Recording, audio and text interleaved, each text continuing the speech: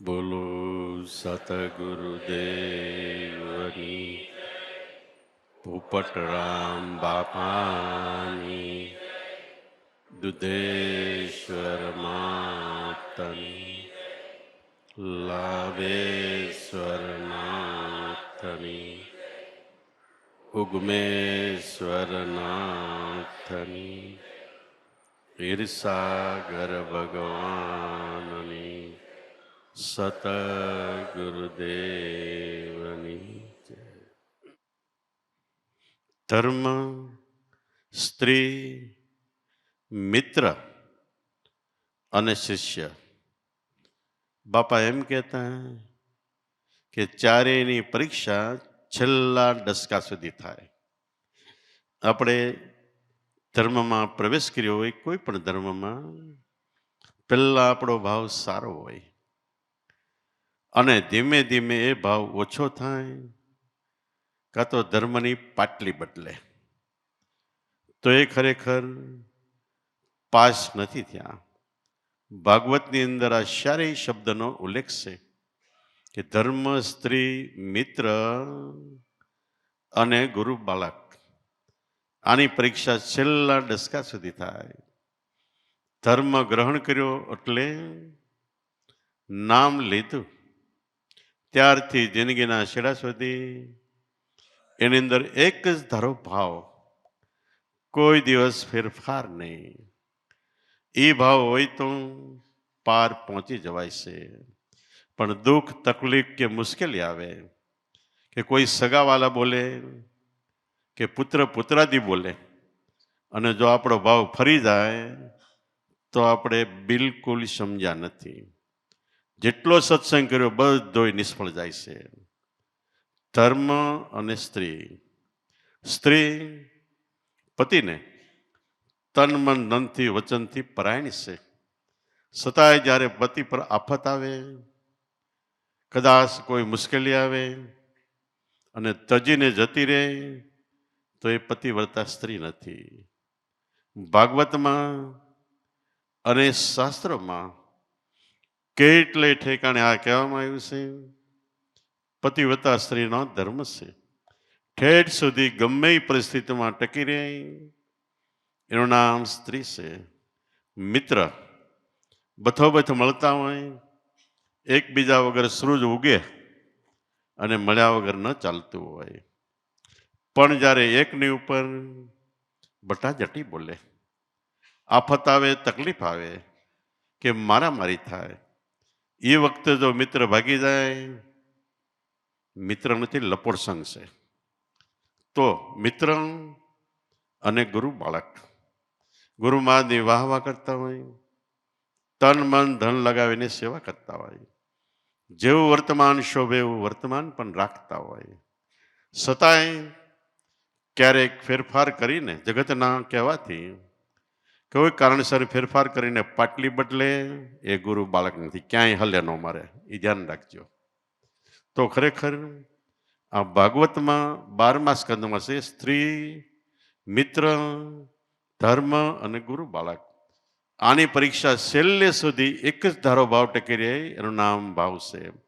ઘડી વારે ફેરફાર થાય, ઘડી વારે ધરાળ ઉલાળ આવે, એનું કામ નથી.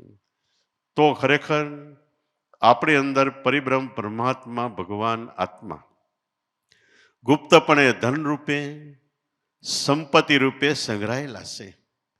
કરોડો જન્મથી આપણી સાથે આપણા અંતરમાં છે, છતાંય આપણને એની ખબર નથી. એને માટે ધીરાભગત કે પિતાનું ધન સાચું, પણ પુત્રને એની માલમ નથી. જૂના ખાતા ખોળો કોઈ અને કા મરો મફતના મથણામાંથી.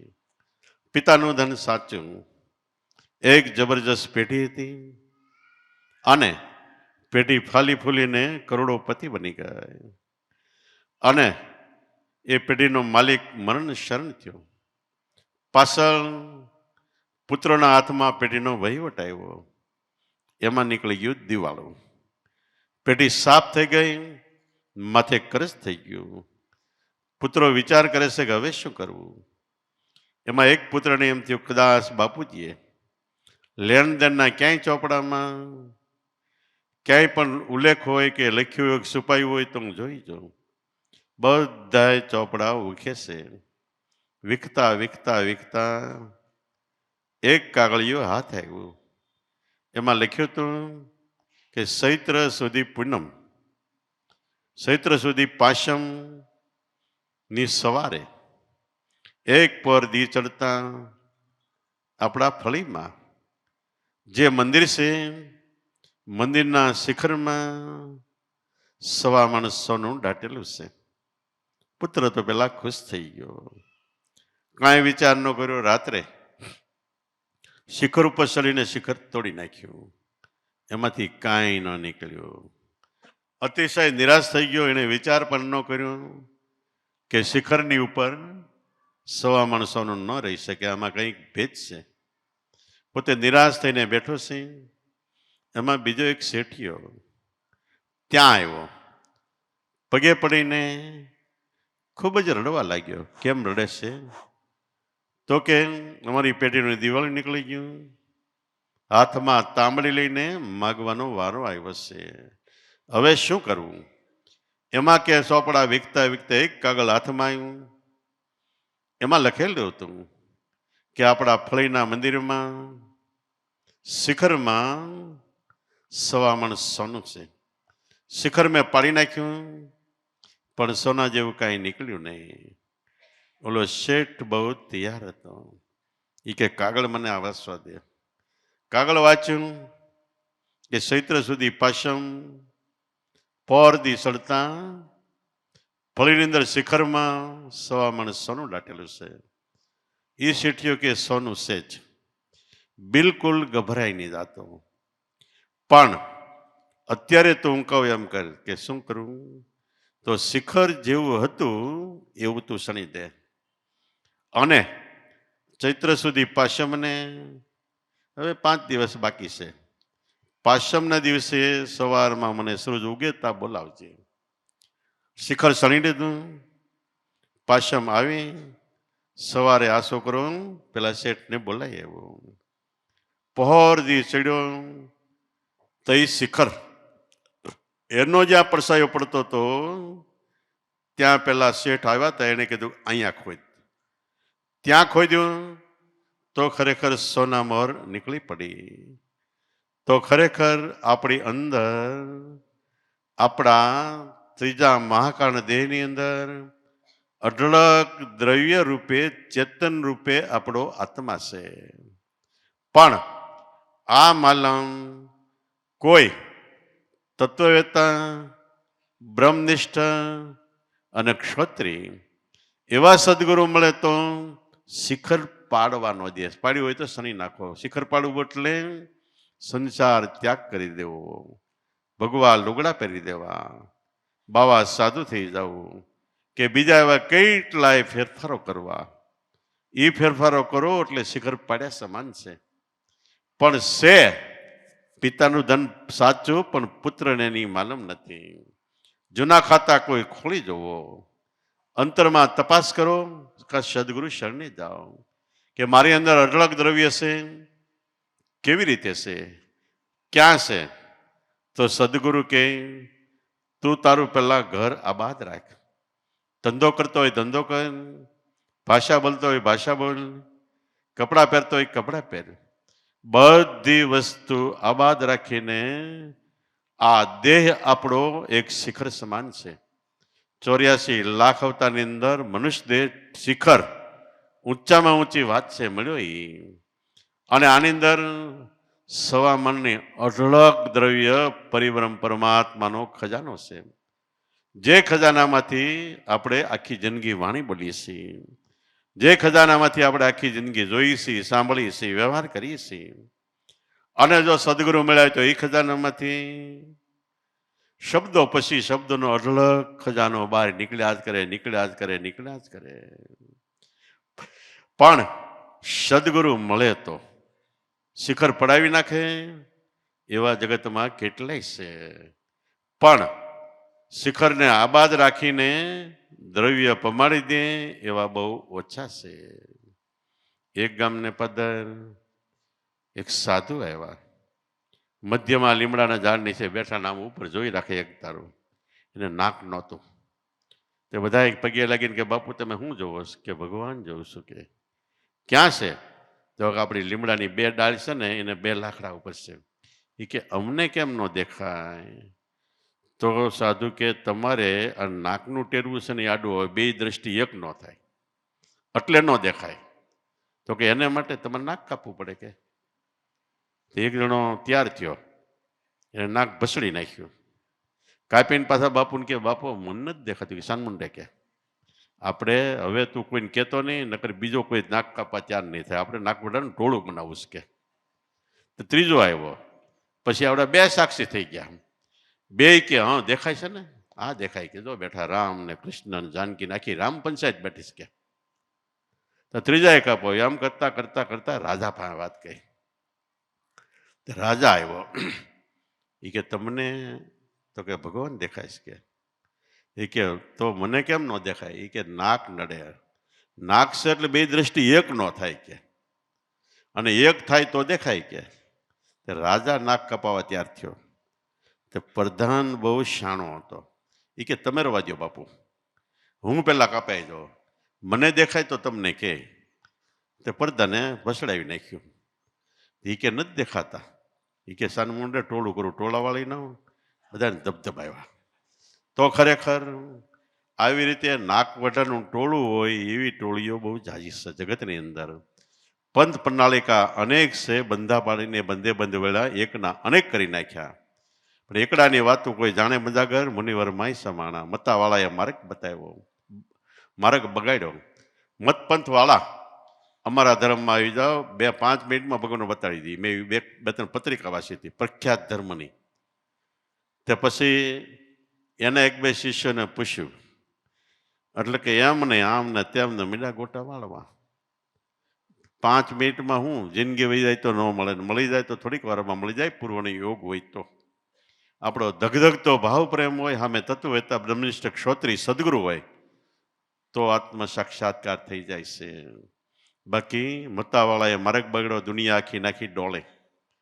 કોઈ કે સગુણ છે ને, કોઈ કે નિર્ગુણ છે ને, કોઈ કે નિરાકાર છે ને, કોઈ કે આવો છે ને તેવો છે ને. કેટલાય મત પણ આપણે હિન્દુ ધર્મમાં તો કેટલી શાખાઓ, બધાય નોખું નોખું કહેશે.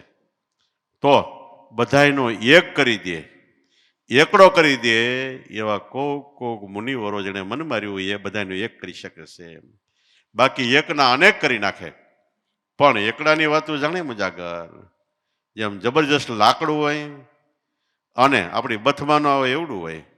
પાટિયા પાડો તો એકના અનેક થાય, પણ અનેકનો એક કરતા કોક સુથાર કારીગર આવડે અને પાટિયા વૈશમાં ઝરણાની જડું મારી મારીને પાટિયા એક કરે તો ત્રાપો સમુદ્રમાં મૂકે તો સમુદ્રમાં સામે પારવી જાય. એમ બધી પંચ પ્રણાલિકા દેવી દેવતાઓ અવતારી પુરુષો બધાનો એકડો કરી શકે એવા તત્વવેતા બ્રહ્મનિષ્ઠ અને ક્ષોત્રી સદગુરુ છે. અને એમ કે છે રામ કહેતો તારો આત્મા છે, કૃષ્ણ કહેતો તારો આત્મા છે, શિવ બ્રહ્મા વિષ્ણુ મહેશ હનુમાન ગણપતિ દેવી દેવતા બધું તારા આત્માથી જુદું નથી. કૃષ્ણ ભગવાને ગીતાજીમાં કીધું મને જે રૂપે ભજી રૂપે હું શું. કે છેલ્લે કહેતા કહેતા કે ભૂત રૂપે ભજતો ભૂત રૂપે હું જ સૌ. કે અને એકના અનેક, અનેકના એક એકડો કરી દીધો. તો એકડો કરનાર કોઈ સદગુરુ મળે અને એક જ લક્ષ્યમાં ચોંટી જાય તો કામ થાય છે. એકડો કર્યો, સમજાયો, ત્યાર પછી પણ આપણને એમ થાય કે હજી કંઈક બાકી રહી ગયું, હજી કંઈક બાકી રહી ગયું. અને લબડત ફળમાં આપણું મન લોભાઈ જાય. ખેડૂત ખેતી કરતો હતો, વાડ વાવ્યો હતો. પહેલાના જમાનામાં કૂવો હાંકીને વાડ પાતા, અને વાડ તૈયાર થવા આવ્યો ત્યાં એક શિયાળિયાનું ટોળ હલી ગયું. રોજ વાડમાં પડે અને શેરડીને થળીએથી ખાઈએ મોઢું મારીને, સુસી નાખે એટલે રાડું પડી જાય અને બીજું રાડું પકડે. એમ વાડનો મીડા ભસડીને ખલાસ કરવા. આ ખેડૂતે 2-3 દી ધ્યાન રાખ્યું પણ મેળ ન આવે. એમાં એક દી હાંજનો વયો ગયો અને સવારે વહેલો જાગ્યો તો એમ થયું હાલું શિયાળિયાના હગડતો છે, અંદર ગયું લાગે છે. કે અંદર ગયો ગોતતા ગોતતા કે હાલનું અંદરથી બહાર નીકળી ગયું છે. કે તે બહાર ગયો તા શિયાળિયું પતરીનો એક ઢગલો હતો મોટો, એની ઉપર ઝાડવું હતું અને ઝાડવામાં ગલકાના વેલા લાઠ ભેગા થયા, એનું આમ આખું દોરડા જેવું થઈ ગયું હતું અને એમાં એક બે પાકલ ગલકા ફર્સ્ટ ક્લાસ હતા. એટલે શિયાળેને એમ થયું કે આ શેરડી તો રોજ ખાવશું, પણ આ લબડે છે એ ફળ કેવું છે કે. એટલે એણે પતરીના ઢગલા ઉપર દહોડીને માર્યો ઠેકડો, પણ આંબ્યું નહીં. બીજો ઠેકડો માર્યો જોરથી, તોય ન આંબ્યું. ત્રીજો ઠેકડો માર્યો અને મોઢું માર્યું, મોઢું તીક્ષ્ણ દાંત તેમાં સોંટી ગયો અને ગલકું લવડ્યો એમ શિયાળીઓ લબડવા માંડ્યો. ખેડૂત વાળી ગયો, દોડીને એક બે બુહા માર્યા ને તે શિયાળીયું ને વેલો ને બધું આખું જઈ પડ્યું. તો એ શિયાળીયું કે આ લબડત ફળ સુહમ સુહા તો બોધ સુહા, શેરડી સુહી તો બોધ સુહા, પણ લબડત ફળની સુહા, અને જો સુહા તો સુહા, કાનમાં ખાધા બુહા. તો એમ લબડત ફળ દુનિયાના કે આ કર્મ કરશો એટલે આ ફળ મળશે, આ કર્મ કરશો એટલે આ ફળ મળશે, આ કર્મ કરશો એટલે આ મળશે, બધા લબડત ફળ છે. સદગુરુએ પરિબ્રહ્મ પરમાત્માએ અસલ વસ્તુ એકની અંદર સર્વ સિદ્ધિ આવી જાય. 27 પ્રકારની સિદ્ધિ વેદમાં કીધી છે, પણ એમાં અદ્વૈત સિદ્ધિ, દ્વૈત એટલે બે આપણી સુરતા એક વાર, ગુરુ શબ્દમાં વહી જાય ને અદ્વૈત સિદ્ધિ કહેવાય. એ સિદ્ધિ પ્રાપ્ત થાય એટલે બધું આવી ગયું.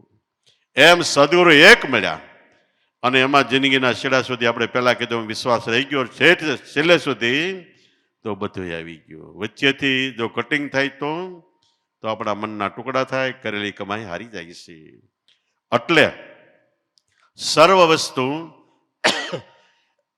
આપણા મહાપુરુષો કહે, વેદ વેદાંત શાસ્ત્રો કહે અને ભજનની વાણી પણ કહે છે, સર્વ વસ્તુ તમારી અંદર છે. જેમ ઔષધ સગરા ગાંધીના ઘરમાં પણ વેદ વિના મરે રોગે, એમ દાટેલું ધન પિતાનું પણ કેમ પડે ઉપભોગે. કોઈ જણ આ મર્મ ન જાણે, ગુરુ વિના કોઈ જણ આ મર્મ ન જાણે, બ્રહ્મ જાણવો કોણ ઠેકાણે.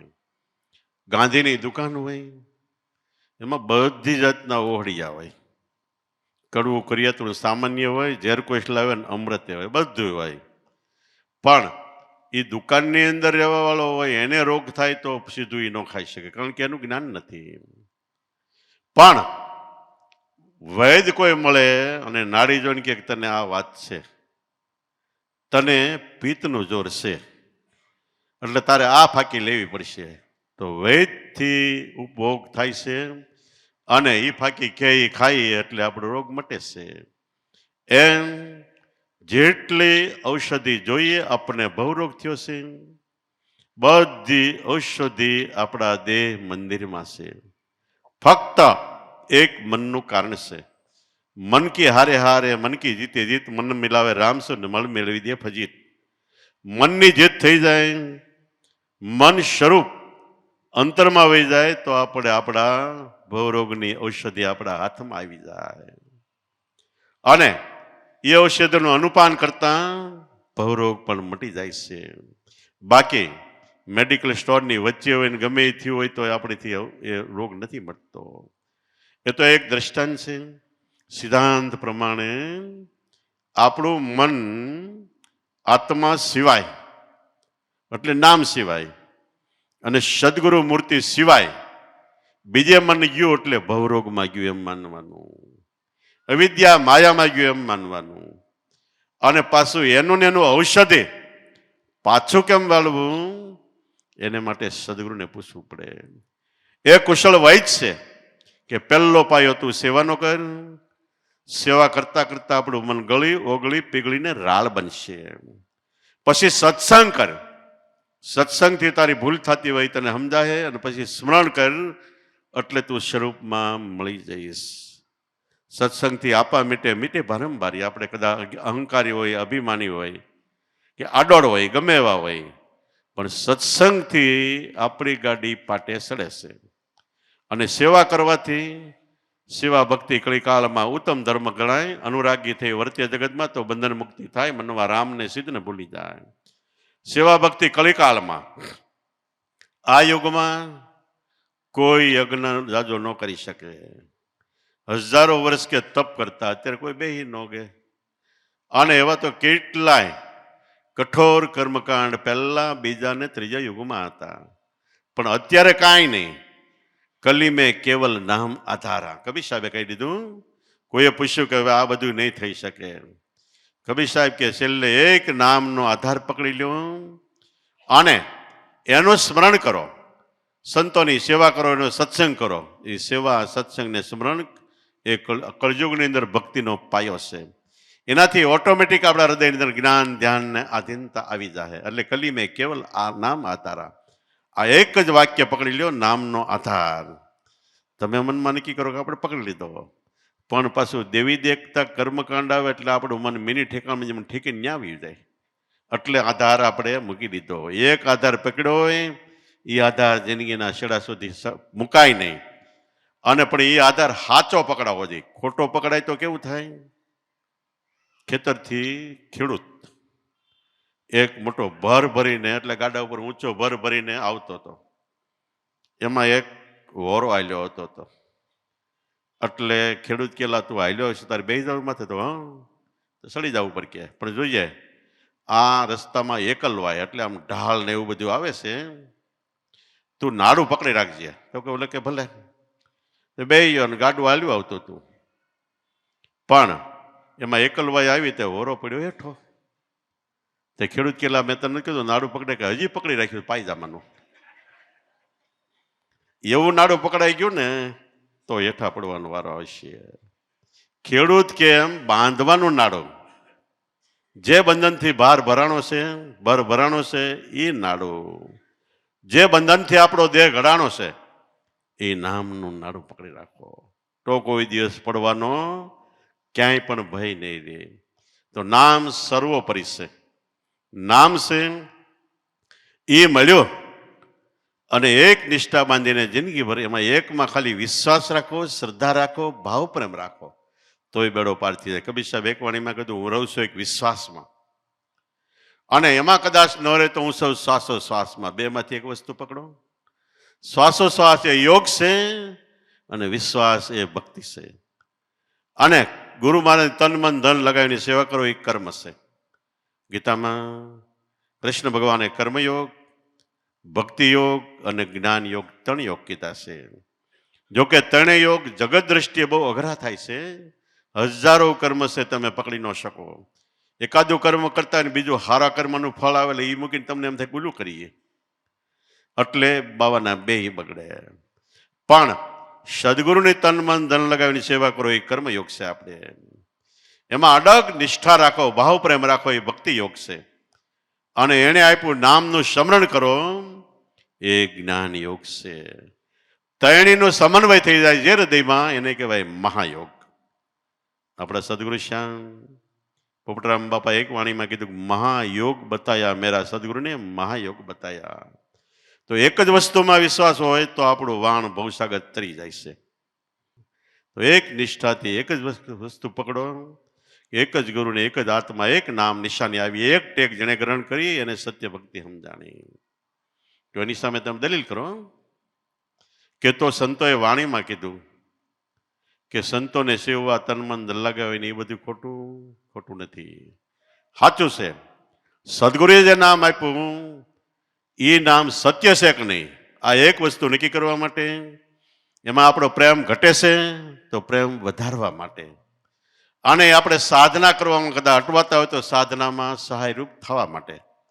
બીજા સંતોનો અભિપ્રાય લો રિપોર્ટ એટલે કાયદાના પુસ્તકો છે. કાયદાના પુસ્તકો છે, પણ પુસ્તકો કાયદો કહેતા નથી. આપણે એમાં કાયદો ગોતવું પડે. તો સંતો મહાપુરુષો બધા અભિપ્રાય આપીને આપણો માર્ગ રૂંધાતો હોય તો આગળ લઈ જાય. પણ ધ્યાનની મૂર્તિ એક જ ગુરુ, જો બીજી આવી તો બખડ જંતર થઈ જાય. રામકૃષ્ણ પરમહંસ કાલી માતાના ઉપાસક હતા, અને એને કાલી માતામાં હાજરો વાતું કરે એટલો પ્રેમમાં તલીન થઈ જતા. એમાં એને તોતાપુરી, રામ તોતાપુરી ગુરુ મળ્યા, અને જે મહામંત્ર આપણી પાસે એને આપ્યો. અને ધ્યાન કરતા કરતા નાદ ચાલુ થઈ ગયો. પણ ઘડીક કાલી માતાની મૂર્તિ આવે, ઘડીક આ નાદમાં મન જાય, ઘડીક આમાં ઘડીક આમાં. તે કાલી માતા એક વાર કહી દીધું કે દોનો મત રખો, એક માં ધ્યાન આપ. त्याने પૂછ્યું તો બેમાં શ્રેષ્ઠ કયું કે ગુરુ મહારાજ નામ આપ્યું એકમાં ધ્યાન આપ તો નામ તમને મળ્યું એ સર્વોપરી છે એનાથી જગતમાં કોઈ ઊંચું શિખર નથી અને એ શિખર પ્રાપ્ત થયું તો એની અંદર અઢળક સોના મળશે ક્યારે કે નામનું સ્મરણ કરતા કરતા નામ તમને અંદર લઈ જાય